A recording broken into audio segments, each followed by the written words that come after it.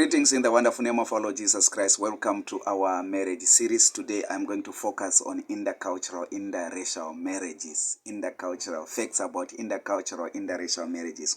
I'm going to read from the book of Numbers chapter 12 from verse 1. It says that Miriam and Aaron began to talk about Moses because of his Cushite wife, for he had married a Cushite. Has the Lord spoken only through Moses? They asked. Hasn't he also spoken through us? And the Lord heard this. So here we have got a situation about Moses. Moses had an intercultural, interracial marriages. So you are already seeing the challenges of intercultural, interracial marriages in this case.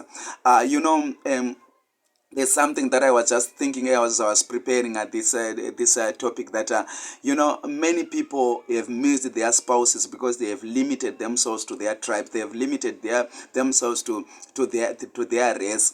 While this maybe God has got plans for you to cross your culture. God has got plans for you to cross your race, because I believe that good marriage is from God. When I was growing up, I never thought I'm going to be married to someone that is not from my culture. Same thing with my wife. When she grew up, she never thought that she's going to be married to someone that is not from her culture, from her cultural background. But like what I said, that I believe that marriage is from God. So many times we limit ourselves. There are even people, I even feel that there are people that are even single today, not because they have to be single, but they limited themselves to their corner, and they complain that you can't get good men, you can't get good wives. While the Lord wants you to cross to cross culture, to cross racials, you need to listen to God. You need to allow God to lead you. My marriage is an interracial. It is an intercultural marriage. I am from Zimbabwe, from a Shona tribe. My wife is from South Africa and from a colored tribe, colored culture. But we found ourselves together and we are married, and we've got 2 children, and we have got a blessed marriage. It's something that I have never thought of, but that is where I am today. So even with Moses, when he grew up, I don't think he ever thought that he was going to marry a Cushite woman, but the circumstances forced him to end up in a faraway country, here to run away, because Pharaoh wanted to kill him. So I believe maybe he wanted to get married to an Egyptian, as he was raised as an Egyptian, or he wanted to be married to a Jewish person, as he was from the Jewish tribe, but he ended up like marrying a Cushite woman. So flexibility is power. There are a lot of people today that have limited themselves. They've even gone to other countries, and they can't even get maybe the spouses from their countries, and they limit themselves to that as long as I don't get someone from my country, from my tribe, I will never marry. If it works for you, it is all right, but if it is not God's plan, we end up even like struggling unnecessarily. So flexibility is very important. If Moses was not flexible, if Moses was not open-minded, he could have limited himself from getting a wife. But now you even see that Miriam was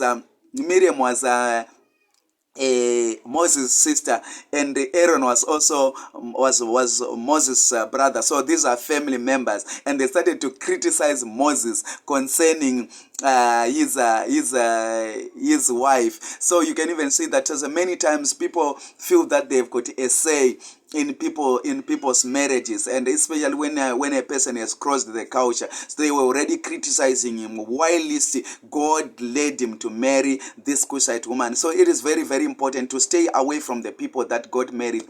It is very important to know our boundaries, because sometimes we can even limit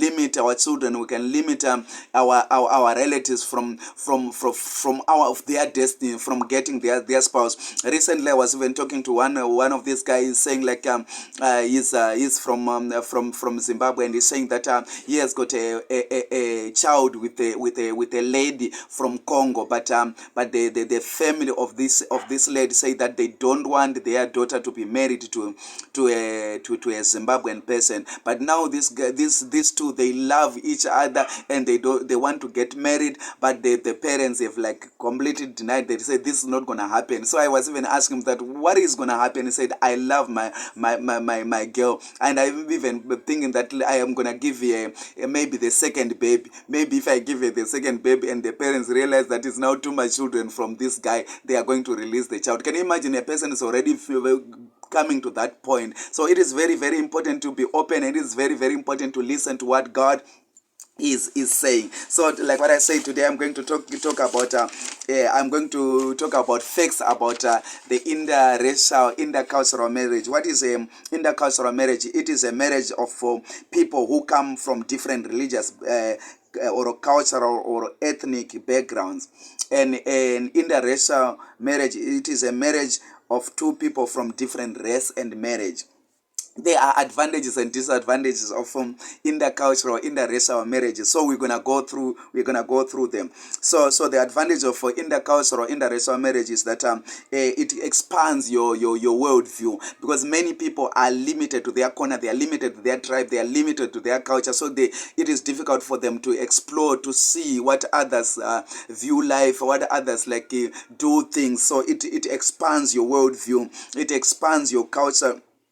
You also enjoy like cultural exchange. Like me, I come with some cultural attributes from the Shona tribe, and my wife comes with certain cultures from the colored tribe. So together we have got like cultural exchange. It's an exciting journey if people are flexible. What is important is you need to be flexible. So it exposes you to new traditions. It increases tolerance and understanding. Obviously, when you get married to someone that is not from your tribe, you need to tolerate. You need to understand that life is not going to be only the way you see things, the way you view things, but you also have to be tolerant to your other spouse. So you also have a unique and enriching family dynamic. Yes, you've got a family dynamic in terms of how we do things, what we eat, and if even your children, you see even the way they will look. There's if it is like interracial, so there's a lot of this dynamic aspect of the family when it's an intercultural, interracial marriage. So it helps you to improve your communication skills. When you come to intercultural marriages, you are forced to communicate, because when it is only your tribe, when the person is only from your cultural background, there are certain things that you don't need to communicate. There are certain things that can easily be understood, whereas in our case, you can't assume that your spouse is going to understand the way you do things. It can't. Even when you go to family, I even had to tip her about certain things so that she can be prepared for those things. So there's a lot of communication that needs to happen. I must explain to her why we do certain things. So you are forced to improve your communication soon. There's also a chance to learn new language. Yes, I speak Shona from my tribe, and my wife speak Afrikaans from her tribe. Of course, we speak English, both of us.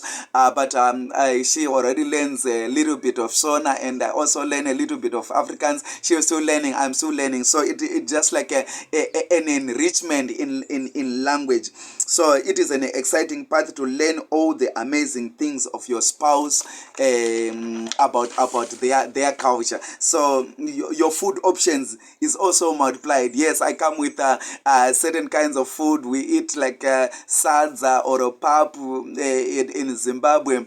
Here they eat rice, they eat spaghetti, they eat rotis, they eat you know what I mean? There's all kinds of foodstuffs. They eat, the acnes. They eat like the biryanis, all these kinds of food. There's a lot of food enrichment. So even when you come to our house, you're going to see the flair of the Zimbabwean food, the flair of the colored food, South African food. So there's a lot of like food options, because food is linked to happiness. So it just increases your happiness as we explore, as we put put together all these recipes from different countries, from different tribes. These are like just exciting things. So like what I say, that food is believed that it adds happiness. So there's an open mind. It opens intercultural relationship, interracial relationship. It open your mind to things you have never thought you would experience. Being with someone of different background can make your life feel rich and diverse. I was the other time I was talking to one of my friend Tawanda, who is in the Cayman Islands now. So I was saying that when I got married to my wife, then I see that when we go to family gatherings, then I see that there's a lot of kissing that happens. People like us, you have to, when you see the aunties, you kiss them on the cheek and all these things. You see people kissing each other, and it's something that does not exist in my culture. So sometimes I would just like stand as a statue, and I see sometimes then the other auntie kisses me on the cheek. I come again to the family gathering, I see the other auntie kisses me on the cheek, and I'm just standing like a statue. So I just had to rise, and now when I meet again, I just try by all means to also just like kiss. So you can even see sometimes I am nervous. I'm not like so stable, but this is like so exciting. Imagine every family gathering, you see people kissing each other, kissing the aunties and the men, kissing the aunties on the cheeks and whatever. So sometimes when we are coming to these gatherings, I'm so nervous, but I just had to learn and be more comfortable. These are things that don't exist in my culture. There's even a lot of huggings that sometimes it's not even in certain cultures. Yes, people hug each other in Zimbabwe and Shona tribe, but it's not something that is common. Normally, people just like shake hands. But so it opens your mind. You become more flexible. You learn more about people's things. You experience things that you have never experienced before. Being with someone of different background can make your life feel rich and diverse. So these are some of the advantages that we have in intercultural and in interracial marriages. When we got married, one of the things that I really admire so much is that before we got married, all of us were scared. We loved each other, but we were so much scared. She was scared. She had a perception about African culture in general schools, and I also had a perception in colored cultures. But what I would do is like sometimes I would visit the family before we got married, and I will see how they do things. And she will even come also to my people, to my family, so that she sees how we do things. These are some of the tips that I'm just like telling people that want to be in intercultural, interracial marriages, but they are hesitant. What you are feeling is normal. What you are feeling is common, and it is normal. But you must allow love to win. If you love your spouse, you mustn't be limited by that. So one of the things that we did is we went for counseling. So when we went for counseling, I remember Dr. Bob and Sister Jackie, they worked with us. By then we were still studying to be pastors. We were at a theological college. So we just like talked to them, and we said that please, can you work with us? This is very, very important. Sometimes people just fall in love, but they don't want advice. They don't want to be cancelled. They are hesitant to talk to the elderly people. They are hesitant to talk to the pastors, but it is very, very, very enriching. So when we were working